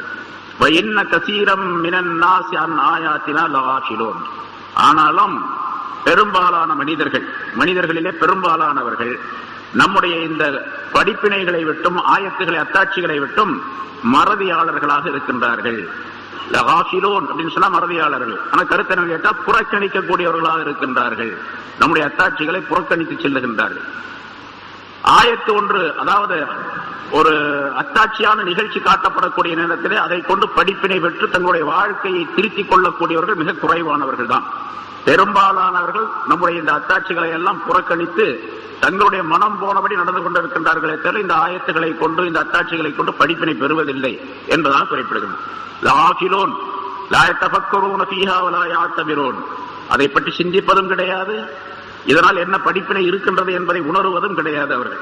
அப்படிப்பட்ட ஒரு சூழ்நிலையை தான் உலகத்துடைய மாய்கையிலே ஏற்படுத்திக் கொள்ளுகின்றார்கள் என்பதையும் அல்லாஹ் குறிப்பிடுகின்றார். எத்தனை அத்தாட்சிகள் சொன்னாலும் சரி, இப்ப நம்ம பார்க்கிறோம், நிதர்சனமாக நேரடியாக நம்ம பார்க்கிறோம். எத்தனையோ அத்தாட்சிகள், ஆயத்துகள், உதாரணங்கள், நிறைய சம்பவங்கள் சொல்லப்படுகின்றன. இருந்தாலும் அதை கொண்டு படிப்பினை பெறக்கூடியவர்கள் மிக குறைவானவர்கள் தான். அடுத்து அல்லாஹ் சொல்லுகிறார், இப்ப பிராவுன் அழிக்கப்பட்டான். மூசா அலைஹிஸ்ஸலாம் அவர்கள் அதை கடந்து போனார்கள். அந்த சரித்திரங்கள்லாம் முன்னாள் சூரத்துல் பக்ராவில், சூரா ஆல இம்ரான்ல, நிசாவில் எல்லாம் சொல்லப்பட்டிருக்கு நிறைய. அங்க போனாங்க, 6 லட்சம் மக்களை கூட்டிட்டு போனாங்க. போய் ஒரு மைதானத்துல தங்கினாங்க. நீண்ட தூரம் போய் ஷாமுடைய அந்த இது இப்ப இருக்கக்கூடிய பலஸ்தீனுடைய பகுதி, அதுல ஒரு பெரிய மைதானத்தில் தங்க வைத்திருந்தார்கள். அங்கே வெயிலும் காற்றும் மழையும், எந்த விதமான பாதுகாப்பும் கிடையாது அவர்களுக்கு. வீடு கிடையாது, குடிசை கிடையாது, டென்ட் போட கிடையாது, எதுவுமே கிடையாது. திறந்த வெளியில தங்கினாங்க. பகல் நேரம் எல்லாம் கடுமையான வெயில், இரவு நேரத்தில் கடுமையான குளிர், இப்படி எல்லாம் சூழ்நிலைகள் இருந்தது.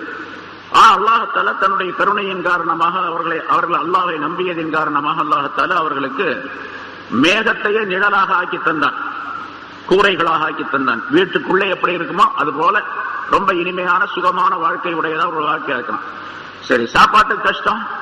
அதனால அல்லாஹ்தாலா வானுலகத்திலிருந்தே மண்ணு செல்வா என்ற 2 விதமான உணவுகளை தொடர்ந்து அனுப்பி வைத்துக் கொண்டிருந்தான். இது வரலாறு நிறைய சொல்லியிருக்கிறோம். இப்ப அந்த நிகழ்ச்சிக்கு பின்னால அவர்கள் ஒரு குறிப்பிட்ட காலம் வரைக்கும் அந்த இடத்துல தங்கி இருந்தாங்க. அதற்கு பிறகு மூசா அலைஹிஸ்ஸலாம் அவர்களுக்கு அல்லாஹ்தாலா உத்தரவு கொடுத்தான். அருகிலே பக்கத்தில் ஒரு கிராமம் இருக்கின்றது, ஒரு ஊர் இருக்கின்றது. அந்த ஊரிலே அல்லாஹுக்கு மாற்றம் செய்யக்கூடிய ஜப்பாரியீன்கள் என்று சொல்லப்படக்கூடிய வம்பர்கள், மிக கடினமான முரட்டுத்தனமுடையவர்கள் வாழ்ந்து கொண்டிருக்கின்றார்கள். அவர்கள் அல்லாஹை ஏற்றுக்கொள்வது கிடையாது, ஈமான் கொள்வது கிடையாது, அல்லாஹுக்கு மாறு செய்து இணை வைத்துக் கொண்டிருக்கின்றார்கள். அவர்களிடத்தில் போய் போரிட வேண்டும் என்பதாக சொன்னான் அல்லாஹ்தான். மூசா அலைஹிஸ்ஸலாம் அவர்களுக்கு அந்த விஷயம் எல்லாம் முன்னால் சூரா ஆல இம்ரான்ல, சூரத்து நிசா எல்லாம் வந்திருக்கு, முன்னால் சொல்லப்பட்டிருக்கு. வந்து சொன்னாங்க. ஆனா அவங்க அதுக்கு தயாராக இல்லை. பிறகு பலவிதமான நிகழ்ச்சிகள் நடைபெற்றன. கடைசியாக மூசா அலைஹிஸ்ஸலாம் அவர்கள் வெற்றி அடைந்தார்கள். அதுக்கு பிறகு அங்கிருந்து எகிப்துக்கு, இது ஷாமுக்கு போகுமாறு, பைத்துல் முகத்தஸுக்கு போகுமாறு அல்லாஹ்தாலா கட்டளையிட்டார். அங்கிருந்து திரும்ப பைத்துல் முகத்தஸ் போனாங்க. பைத்துல் முகத்தஸில் சில காலம் இருந்து பிரச்சாரம் செய்தார்கள். அந்த மக்கள் எல்லாம் பல்வேறு விதமான இடங்களுக்கு போய் குடியேறினார்கள். இப்ப அடிமைகள் போன்று வாழ்ந்து கொண்டிருந்த அந்த மக்களுக்கு அல்லாஹ்தாலா ஷாம் நகரிலே ஒரு அற்புதமான வாழ்க்கையை அமைத்துக் கொடுத்தான். அந்த ஷாம் நகரில் இருந்த நிலையிலும் கூட அவர்கள், சரி இப்போ நம்ம எகிப்துல வாழ்ந்து கொண்டிருந்தோம், அங்கிருந்து இங்க வந்துட்டோம். எகிப்தில இருந்த பிராவனும் பிராவனை சார்ந்தவர்களும் கூட கடலிலே மூழ்கடித்து அழிக்கப்பட்டு விட்டார்கள். ஆனா பிராவனுடைய கூட்டத்தாருக்கு ஏராளமான பொருள்கள் அங்கே இருந்தன. அவருடைய மாளிகை, அவருடைய சொத்துக்கள், தங்கம், வைரம், வைடூரியம், போன வாரமே சொன்னோம்.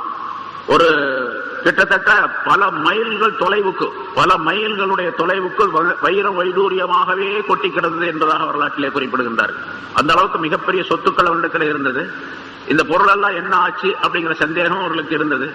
ஒரு குறிப்பிட்ட காலம் அவர்கள் அந்த ஷாம் நகரிலே பல பேர் வாழ்ந்தார்கள். சில பேரை அல்லாஹ்தாலாவுடைய கட்டளைப்படி, மூசா அலைஹிஸ்ஸலாமுடைய உத்தரவுப்படி அவர்கள் அங்கிருந்து திரும்பவும் எகிப்துக்கு போனார்கள். அந்த எகிப்திலே அங்க இருக்கக்கூடிய சொத்துக்களுக்கெல்லாம் இவர்களை சொந்தக்காரர்களாக அல்லாஹ்தாலா ஆக்கி வச்சான். பிராவுடைய சொத்துக்கு வாரிசுகளாக யாரை ஆக்கி வச்சுட்டான்? பனி இஸ்ரவேலை அல்லாஹ்தாலா ஆக்கி வச்சான். அதை அல்லாஹ்தாலா குறிப்பிடுகின்றான். இங்கே இடையில் நடந்த நிகழ்ச்சிகள்லாம் நிறைய இருக்கிறது. சூரத்துல் பக்ராவில் சொல்லப்பட்டிருக்கு. வலகத் பவ்வஅனா பனி இஸ்ராயீல முபவ்வஅ ஸித்கின். பனி இஸ்ராயல் திட்டமாக பனி இஸ்ரவேலர்களை நாம் குடியிருத்தாட்டினோம், உண்மையான குடியிருத்தாட்டுதலாக. உண்மையான குடியிருத்தாட்டுதல் அப்படின்னு சொன்னா உண்மையான இடத்திலே, அதாவது சுகமான இடத்திலே. உண்மையான இடம் அப்படிங்கிறது சுகமான இடம். அவர்கள் சுகமாக உலகத்திலே வாழ்வதற்கு தேவைப்படக்கூடிய எல்லா பொருள்களும் உள்ள இடம். அந்த இடத்திலே அவர்களை நாம் குடியிருத்தாட்டினோம் என்பதாக சொல்லுகின்றார். அந்த இடம் எது? அதான் 2 கருத்து சொல்லப்பட்டிருக்கு. ஒன்று இந்த பலஸ்தீன், அதாவது இந்த ஷாம் நகரத்தினுடைய அந்த பகுதிகள். ஏன்னா ஷாம் என்ற அந்த பகுதி பைத்துல் முகத்தஸை மையமாக கொண்ட ஷாம்ங்கிற அந்த பகுதி இருக்குது. இப்போ ஒரு 4-5 நாடு சேர்ந்து இருக்குது. ஜோர்டான் இருக்குது, பலஸ்தீன் இருக்குது, இஸ்ரேல் இருக்கின்றது. இதெல்லாம் சேர்ந்ததான் ஷாம் என்பதாக அந்த காலத்தில் பெயர் இருந்தது. அந்த ஷாம்ங்கிற நகரம் எப்படிப்பட்டது? பாரக்னா ஹவுலஹு என்று அல்லாஹ்தாலா சொல்லுகின்றான். அதனுடைய சுற்றுப்புறங்களை நாம் பரக்கத்துள்ளதாக ஆக்கி வைத்திருக்கின்றோம் என்பதாக. தீனி பரக்கத், துன்யவி பரக்கத், 2 பரக்கத்துகளும் உண்டு. ஏன்னா ஏராளமான நபிமார்கள் அந்த பகுதியில் தான் வந்திருக்கிறாங்க. நபிமார்கள் எந்த பகுதியிலே வருகின்றார்களோ அந்த இடமெல்லாம் பரக்கத்தானது, எல்லா பரக்கத்துகளும் கிடைக்கும். ஒரு நாட்டுல செல்வம் கொழிக்கின்றது என்று சொன்னால் அந்த நாட்டில் எங்கேயாவது சில நபிமார்கள் வந்து தங்கி இருந்திருப்பாங்க. அந்த நபிகளின் காரணமாக அல்லாஹ் அந்த இடத்துல பரக்கத்தை உண்டாக்குகின்றான். முன்னால் ஒரு வரலாறு சொல்லியிருக்கிறேன். இங்கே நம்ம நாட்டிலே சில நபிமார்கள் வந்திருப்பார்கள். வந்திருப்பதன் காரணமாகத்தான் இங்கே சில நதிகள் இருக்கின்றன, ஆறுகள் இருக்கின்றன, பரக்கத்தான ஆறுகள். இந்த காவேரி, கோதாவரி, யமுனை, இந்த நதிகள் எல்லாம் வற்றாத ஜீவ நதிகளாக இருப்பதற்கு காரணமே அது எங்கிருந்து உற்பத்தியாகி வருகின்றதோ அந்த பகுதியிலே, இமயமலை பகுதியிலே, வடக்கினுடைய கடை கோடியிலே சில நபிமார்கள் வந்து தங்கியிருந்தார்கள் என்ற ஞானம் நிறைந்தவர்கள் சொல்லக்கூடிய கருத்துக்கள் எல்லாம் பதிவு செய்யப்பட்டிருக்கின்றன. ஆகவே அந்த நபிமார்களின் காரணமாகத்தான் அல்லாஹ் தஆலா இந்த பரக்கத்துகளை எல்லாம் அளிக்கின்றார். அதே போன்று நபி தாவூத் அலைஹிஸ்ஸலாம், சுலைமான் அலைஹிஸ்ஸலாம் அவர்களால் கட்டப்பட்டதான் இந்த பைத்துல் முகத்தஸ் என்ற அந்த பள்ளிவாசல். அதற்கு பிறகு ஏராளமான நபிமார்களை அல்லாஹ் தஆலா அங்கே அனுப்பினார். அதற்கு பிறகு சில நடக்கக்கூடாத நிகழ்ச்சிகளும் நடந்தன. இந்த பனி இஸ்ரவேலர்கள் தவறாக நடந்ததன் காரணமாக அவர்களுக்கு படிப்பினை கொடுப்பதற்காக வேண்டி அல்லாஹ் தஆலா புக்தனஸ்ஸர் என்ற அரசனை அனுப்பினான். அவன் எல்லா மனிதர்களையும் அழித்தான். அவன் தன்னுடைய ஆட்சியை நிறுவுவதற்காக வேண்டிய ஏற்பாடுகளை செய்தார். இப்படி எல்லாம் நிறைய சொல்லப்பட்டு இருக்கின்றது. இவங்க போய் தங்கின அந்த ஷாம் என்ற அந்த நகரம் இருக்கின்றது, அது ரொம்ப அற்புதமான இடம். அந்த இடத்தை குறித்தும் வலகத் பவ்வஅனா லிபனி இஸ்ராயீல முபவ்வஅ ஸித்கின் என்ற இந்த ஆயத்தை அல்லாஹ் தஆலா சொல்லுகின்றான். அதே போன்று அவர்கள் அங்கிருந்து குடிபெயர்ந்து எகிப்துக்கு திரும்ப வந்தார்கள். எகிப்தையும் அதே மாதிரி வளமுள்ள நாடாக அல்லாஹ் தஆலா ஆக்கி வைத்திருந்தான். அங்கே அந்த வற்றாத ஜீவ நதியாக ஓடக்கூடிய நைல் நதி, பிரானும் ஒரு இடத்துல சொல்ல, குர்ஆன் ஒரு இடத்துல வருகின்றது. இதோ பாருங்கள், எனக்கு பக்கத்திலே இருக்கக்கூடிய இந்த ஆற்றை பாருங்கள், என்னுடைய கட்டளைப்படிதான் இது ஓடிக்கொண்டே இருக்கின்றது இந்த ஆறு என்பதாக சொன்னான் ஒரு தடவை. மிக அற்புதமான நீர் நிறைந்தது, தண்ணீர் உள்ளது, பல ஆயிரக்கணக்கான மைல்கள் ஓடி செல்லக்கூடிய ஒரு அற்புதமான ஆறு இது நைல் நதி என்பது. இந்த நைல் நதி நான் கடவுளாக தெய்வமாக இருக்கின்ற காரணத்தினால்தான் என்னுடைய சொல்படித்தான் இது ஓடுகின்றது என்பதாக சொன்னான் ஒரு தடவை. அப்படிப்பட்ட ஆறு இருக்கக்கூடிய செழிப்பான ஒரு நகரம், நிறைய தானியங்கள், பழங்கள், காய்கறிகள் மற்றவை எல்லாம் அற்புதமாக விளையக்கூடியவை. அதே போன்ற எகிப்து, மிஸ்ர் என்ற பகுதியிலே ஏராளமான சுற்றுப்புறங்கள ஊர்கள் இருக்கின்றன. அந்த மத்திய தரைக்கடல் வரைக்கும் நீண்டு இருக்கக்கூடிய ஒரு தொடர் இருக்கின்றது. மத்திய தரைக்கடல் ஓரத்தில் இருக்கக்கூடிய இப்ப மிகப்பெரிய நகரமாக திகழக்கூடிய அலெக்சாண்ட்ரியா இருக்கின்றது, அதுவும் மிகப்பெரிய நகரமாக இருக்கின்றது, எகிப்திலே சேர்ந்தது. இந்த நகரங்கள் எல்லாம் அந்த காலத்தில் சின்னதா இருந்திருக்கலாம். ஆக எப்படி இருந்தாலும் செழிப்பான நாடு.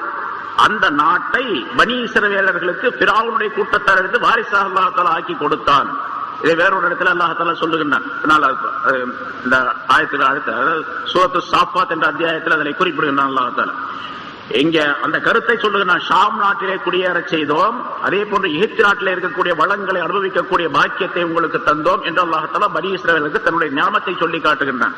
வலகத் பவ்வஅனா பனி இஸ்ராயீல முபவ்வஅ ஸித்கின். பனி இஸ்ரவேலர்களுக்கு அவர்களை உண்மையான தங்குதலாக, சுகமான தங்குதலாக அவர்களை நாம் தங்க வைத்திருந்தோம், அவர்களுக்கு இடமளித்தோம் என்பதாக குறிப்பிடுகின்றனர்.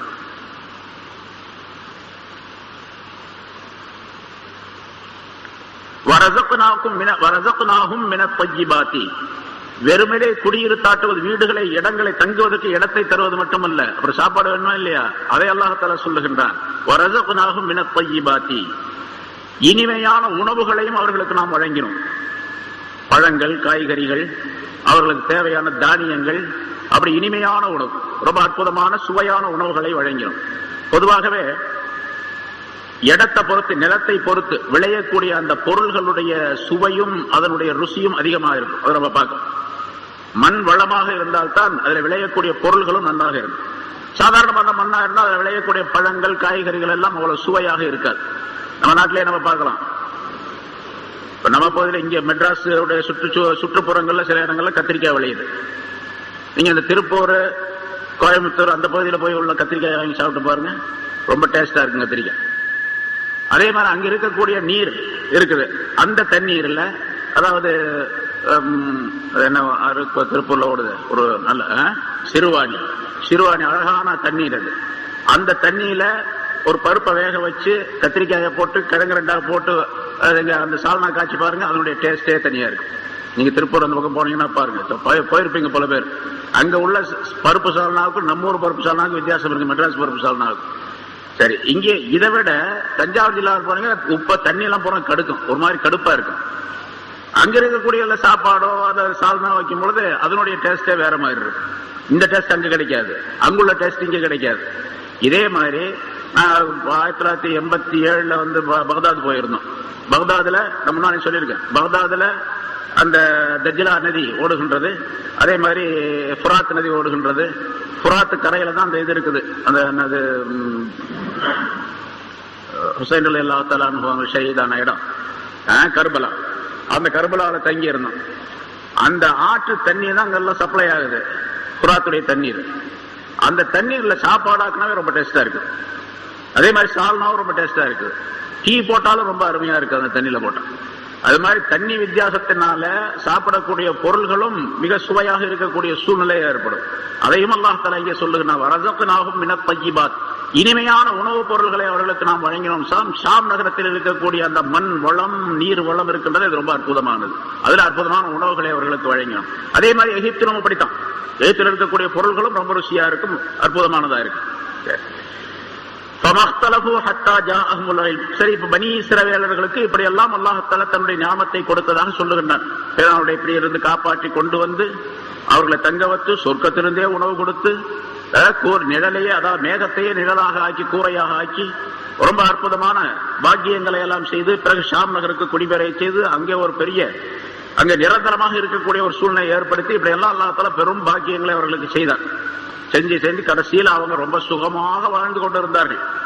வாழ்ந்து கொண்டிருந்த அந்த மக்கள் காலம் செல்ல செல்ல செல்ல அல்லாஹுடைய வணக்கத்தை விட்டு அல்லாஹ் அல்லாத பொருள்களை வணங்க ஆரம்பித்து விட்டார்கள். பலர் அல்லாஹுக்கு ஷுக்ர் செய்வதற்கு மாறாக அவர்கள் நன்றி கொண்டவர்களாக மாறு செய்யக்கூடியவர்களாக ஆகிவிட்டார்கள். கடைசியாக அப்படியே அந்த தொடர் பனி இஸ்ரவேல் தொடர் அப்படியே மதீனாவில் நிறைய பேர் தங்கி இருந்தாங்க. யூதர்கள்ல பனி இஸ்ரவேலர்கள்ல பெரும்பாலானவர்கள் பல பேர் மதீனாவில் தங்கி இருந்தாங்க. அதுக்கு பக்கத்துல ஹைபர் என்ற அந்த இடத்திலும் தங்கி இருந்தார்கள். இப்படி பல இடங்கள்ல பல தங்கி இருந்தாங்க. இது இப்ப அவர்கள் இன்னொரு விஷயத்தையும் சொல்லிக் கொண்டிருந்தாங்க. அல்லாஹ் தஆலா எங்களுக்கு ஏராளமான ஞாபகங்களை செஞ்சிருக்கிறான். அந்த ஞாபகத்துல ஒன்று என்னன்னு கேட்டா, கடைசியாக ஒரு நபி வருவார்.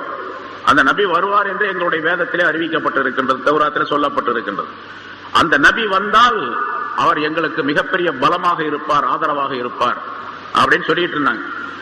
அந்த நபி எங்களுடைய கூட்டத்தாரில் தான் வருவார் என்பதாக சொல்லிக் கொண்டிருந்தார்கள். அதாவது பனி இஸ்ரவேலர்களிலே உள்ளவராகத்தான் அவர் இருப்பார் என்பதாக சொல்லிக் கொண்டிருந்தார்கள். எல்லாரும் ஒற்றுமையாக ஒரே கருத்தை சொல்லிக் கொண்டிருந்தார்கள். அந்த நபி எங்களுடைய கூட்டத்திலே வருவார், அவர் வந்தால் எங்களுக்கு ஆதரவாக இருப்பார். எங்களுக்கு யார் யார் எதிர்ப்பாக இருக்கின்றார்களோ, எதிரிகளாக இருக்கின்றார்களோ அவர்களிடத்திலே அந்த நபி வந்த பின்னாலே அவரோடு சேர்ந்து இவர்களிடத்தில் நாங்கள் போர் செய்வோம். சூரே ஆல இம்ரான்ல அந்த விஷயங்களை சொல்லியிருக்கிறோம். அப்படின்லாம் சொல்லிக்கிட்டு இருந்தாங்க. சரி, ரசூலுல்லாஹி ஸல்லல்லாஹு அலைஹி வஸல்லம் பிறந்தாங்க. மக்காவில் பிறந்த உடனே இவங்க பூரா டல் ஆயிட்டாங்க. இப்போ ஏன்னு கேட்டா, அவங்க நினைச்சதுக்கு மாற்றமாக அரபு குலத்திலே ரசூலுல்லாஹி ஸல்லல்லாஹு அலைஹி வஸல்லம் அவர்கள் பிறந்தாரு. பனி இஸ்ரவேல்ல வரல.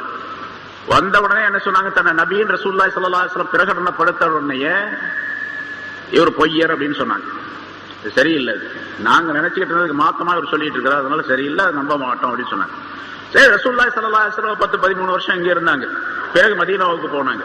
மதீனாவுக்கு போன பின்னால அந்த யூதர்களுடைய பகைமை, அவர்களுடைய விரோதம் மிக அதிகமாகிவிட்டது.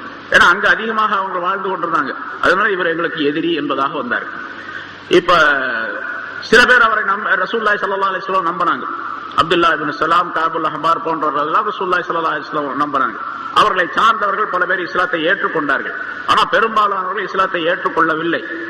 இப்போ ரசூலுல்லாஹி ஸல்லல்லாஹு அலைஹி வஸல்லம் அவர்கள் வரும் வரைக்கும், ரசூல் ஸல்லல்லாஹு அலைஹி வஸல்லம் அவர்களுக்கு இந்த குர்ஆன் கொடுக்கப்படும் வரைக்கும் அவர்கள் எல்லாம் ஒன்னா இருந்தாங்க. ரசூல்ல வந்தாங்க, குர்ஆன் வந்துச்சு, கருத்து மாறுபாடு அவங்களிடத்துல வந்துருச்சு. அது வரைக்கும் நல்லா தான் இருந்தாங்க, ஒழுங்க. அதுக்கு பின்னால் கெட்டு போயிட்டாங்க என்று அல்லாஹ் தஆலா சொல்லுகின்றான்.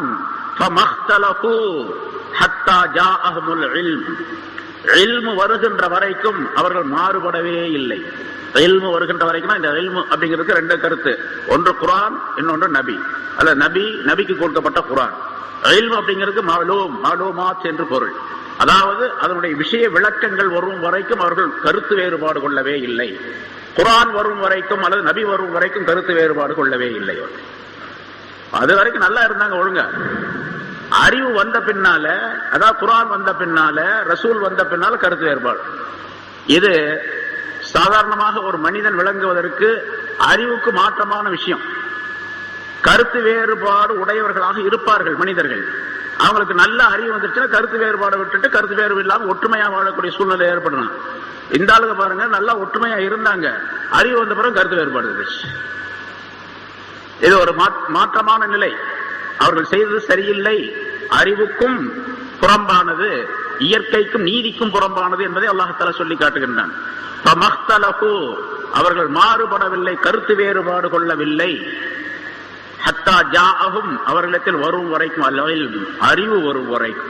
அதாவது ரசூலுல்லாஹி ஸல்லல்லாஹு அலைஹி வஸல்லம் அவர்களும் குர்ஆனும் வரும் வரைக்கும் அவர்கள் கருத்து வேறுபாடு வந்துச்சு, கருத்து வேறுபாடு ஆயிடுச்சு. சரி, இந்த கருத்து வேறுபாடு சரியா இல்லையா அப்படிங்கறது அவங்களுக்கு தெரியல, சொன்னா கேட்கவும் மாட்டேங்கிறாங்க. யார் சொல்லணும்? முடிவு யார் சொல்லணும்? அல்லாஹ் தான் சொல்லணும். நீ சரியா, நீ சரியா? அதாவது பனி இஸ்ரவேல், யூதர்கள், கிறிஸ்தவர்கள் சொல்லுவது, வேதக்காரர்கள் சொல்லுவது சரியா, அதாவது ரசூலுல்லாஹி ஸல்லல்லாஹு அலைஹி வஸல்லம் அவர்கள் சொல்லுவது சரியா? தீர்ப்பு யார் செய்யணும்? அல்லாஹ் தான் செய்யணும். அல்லாஹ் சொல்லுகின்றான், இன்ன ரப்பக யக்லி பைனஹும் யௌமல் கியாமா.